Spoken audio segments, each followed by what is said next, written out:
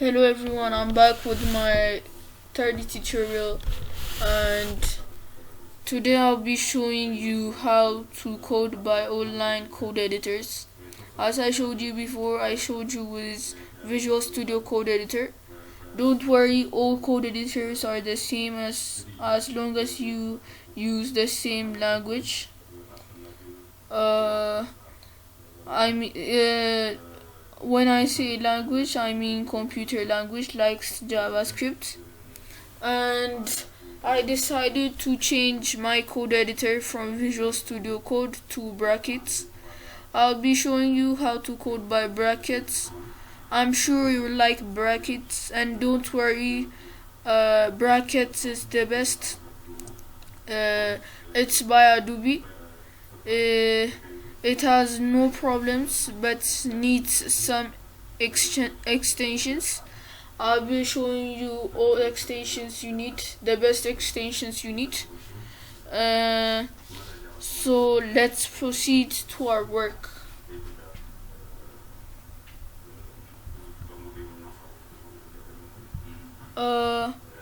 You can find CodePen on codepen.io.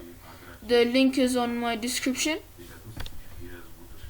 So first, as you see, I've had some works by CodePen, and you can see my work over here. The details, the HTML details, the CSS details, the JavaScript details. And as long as it's online editor, I'm sure you know that you can post, you have to sign in and you can post any things you want. You have your own profile. As you see over here, you can see any person's post. You can share your code to your friends like this. For example, this is my account. I have 0 followers and 0 following, and as you see over here, I have only one work. This is the part of this code. I'll be working on how to combine each other. If you want, you can follow my profile on CodePen. So let's proceed. I'll not show you how to sign in because I'm sure you can sign in by yourself. It's so easy to sign in. I'm sure you have Microsoft account, Google account, or Facebook account. You can log in by that. So let's see other people's work today. So we got the popular ones over here. You can see how many likes, how many comments, how many views they got. So I'm going to show you one of them. For example, Steve Gardner's airplanes project. I'm sure it's good. So over here you can see the details of HTML, CSS, and JavaScript he got. You can see what preprocessor he used on CSS and JavaScript. I'll be showing you all preprocessors and which one is better. He used CSS. I think that Stylus, it's good. I think it's good. It's the best for me. And over here he used Babel, and you got many preprocessors: TypeScript, CoffeeScript, LiveScript. I think TypeScript is good. So let's see his work. As you see, you can see the airplane flying. This is his detail. You can see the airplane flying. It's good details. The HTML is simple, it's easy. The CSS simple, easy. But the JavaScript is a bit complicated. I'm sure you can work on this when you finish my tutorials. You can see the airplane flying. You can do better after you finish my tutorial. I'm sure of that. You can see the details, how he made that fly. He works, as you see, he works for Google, Plane Model by Google. He works for Google, so you can see the details he used. You see. So should we give him a like? Should we follow him? Should we comment? What do you think? I think he deserves a like.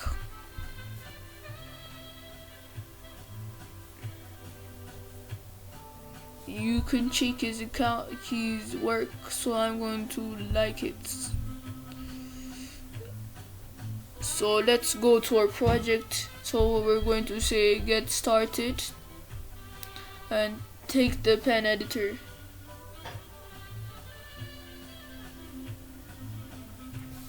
So CodePen uses three things: the HTML, the CSS, and the JavaScript. You don't have to link anything with each other. It's very easy.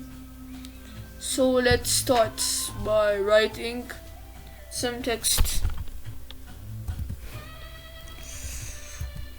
You write, for example, if we want to write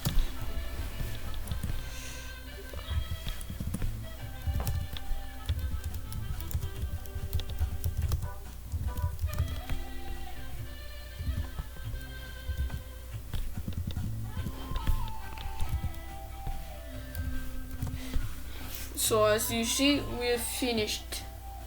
So it should bring it over here. We don't need any live servers. It's that easy. When you just code it, it will bring it up right there. It's very easy. So after this, for example, if we want to write a paragraph about, let's write about Lorem, for example. It's just an example. Lorem 50. That easy. You see, that easy. When you just code that, it brings it right there. You see. Then you touch the tab on your computer, on your keyboard. I'm sure you know where the tab is. Some keyboards doesn't have the word tab on it. It should have a array by line on it, a corresponding race, different direction race. So after you touch the tab, it should bring the code. After you bring the code, you can see it over here. It should write it over here. And as I showed you on Steve Gardner's post, you can see over here the HTML preprocessors, the HAML, the Markdown, the Slim, the Pug, and different preprocessors. Mostly we don't use preprocessors for HTML. We use for JavaScript and CSS. And you can even write codes, the codes you wrote on the offline code editors like Brackets or Visual Studio Code. As I showed you, you press the shift and you touch the one button, or you want to write the exclamation mark, and as I showed you before, you touch the tab sign. It should bring all the code over here, and you should write the code. It's that easy. It's very easy. And you can add some details on CSS and JavaScript. I'm going to show you on my other videos on my next tutorial. Don't forget to like and subscribe and hit the notification bell to get updates of my tutorials. And thank you for all your support.